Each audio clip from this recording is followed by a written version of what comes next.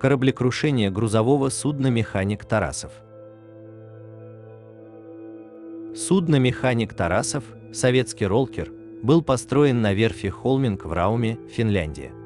Он был заложен 24 октября 1975 года, спущен на воду 20 февраля 1976 года и доставлен 22 октября 1976 года. Ее длина составляет 123 метра и ширина 19,6 метра. И имел рабочую скорость 16,5 узлов от одного винта с дизельным двигателем. У него была валовая вместимость 4262 GT и дедвейт 5306 ДВТ. Судно «Механик Тарасов» был построен по отечественному проекту и считался современным для данного класса судном, хотя специалисты были не полностью уверены в его мореходных качествах. Корпус судна имел широкую корму, очень высокие борта и широкие развесистые носовые скулы. Такая форма даже при умеренном волнении на море способствует интенсивной килевой качке. Эксперты считают, что в силу своей конструкции суда вроде «Механика Тарасова» совсем не подходили для плавания в открытом океане и в основном использовались на море. Но рекомендациям экспертов никто не послушал. В феврале 1982 года судно «Механик Тарасов» вышел из Монреаля канадского порта Труа-Ривьер курсом на Гамбург со смешанным грузом из контейнеров и около 2500 тонн газетной бумаги. Несмотря на предупреждения синоптиков о надвигающемся шторме, капитан судна решил плыть в непогоду. Далее судно должно было следовать из Гамбургера в Ленинград.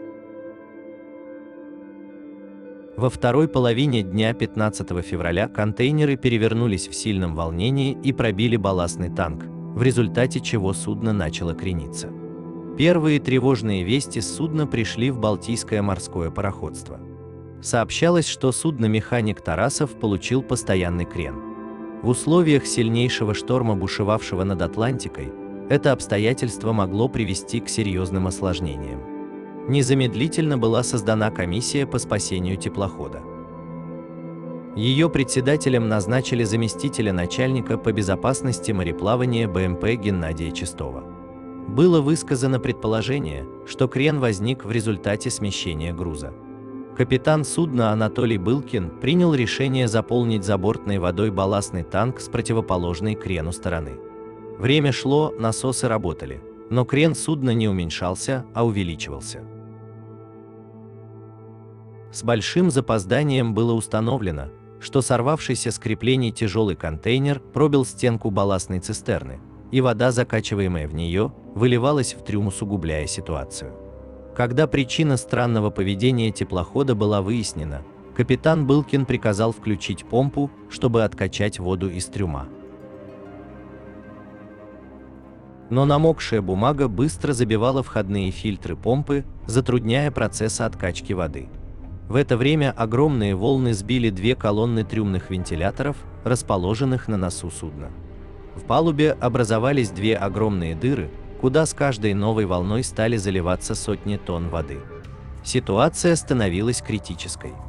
Крен теплохода уже превышал 35 градусов, а носовая часть быстро погружалась в воду. В этот день, 15 февраля, в тяжелом положении оказались не только советские моряки. Американская нефтяная платформа Ocean Ranger, находящаяся в том же районе, под напором стихии получила опасный крен и была вынуждена подать СОС. Несмотря на то, что на судне «Механик Тарасов» самому было пора подавать СОС на международной волне, капитан Былкин решил этого не делать. Он ограничился лишь радиограммой в пароходство с просьбой о помощи. Из советских судов ближе всех к месту аварии находился калининградский большой морозильный рыболовный траулер «Иван Дворский». Тут же полным ходом он пошел навстречу «Механику Тарасову». Но их разделяло 100 морских миль, или, учитывая штормовую погоду, 14 часов ходу. В это время к судну «Механику Тарасову» подошло фарерское рыболовное судно «Сигурфари». Капитан Митчал Ольсен впоследствии вспоминал: «Было темно, шел снег, и ничего не было видно вокруг. Мы пошли против ветра и вскоре на экране радара на расстоянии 7-8 миль обнаружили крупное судно. Когда подошли ближе и связались с ним по радиотелефону, нам ответили: мы русские. К нам идет спасательное судно. И капитан Анатолий Былкин отказался от помощи с фарерского судна Сигурфари. Видя аварийное состояние судна механик Тарасов, капитан Ольсен решил остаться поблизости, полагая, что его помощь еще может понадобиться. Так и случилось. Когда Ольсен увидел, что у механика Тарасова волнами оторвало шлюпку, он вновь вышел на связь и спросил, есть ли там люди. Ему ответили: все пока на борту. Отказался советский капитан и от помощи пилотов канадских вертолетов, которые также откликнулись на призыв о помощи. Они кружили над теплоходом до самого последнего момента, пока корабль не затонул, а позднее координировали спасательную операцию, которую вели моряки с судна Сигурфари.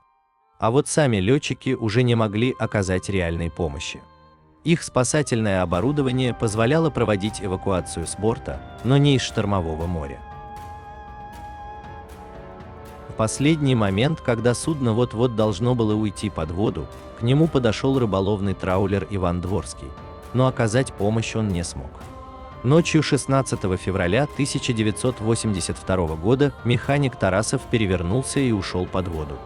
Вытащить тонущего человека на высокие борта траулера оказалось делом невозможным.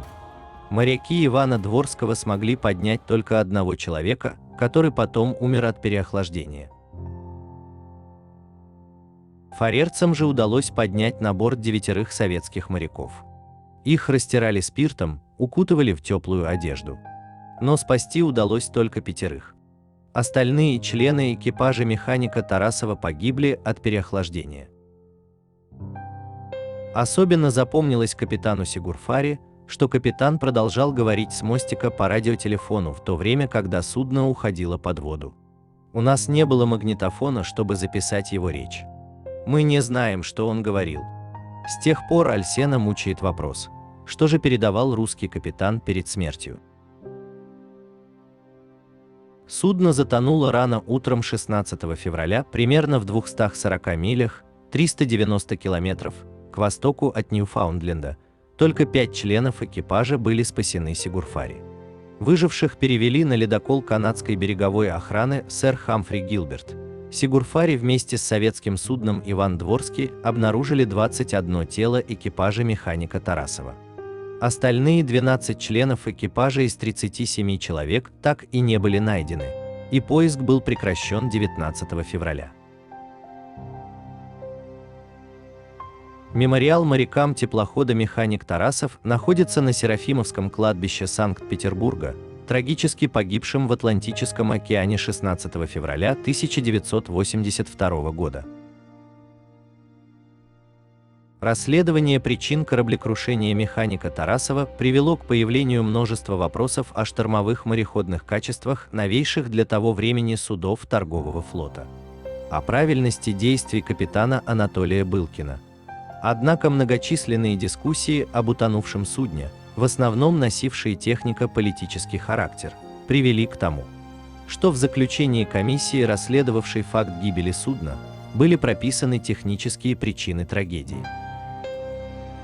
После этого в конструкцию однотипных роллкера были внесены некоторые изменения, а использование их на трансатлантических линиях прекратили.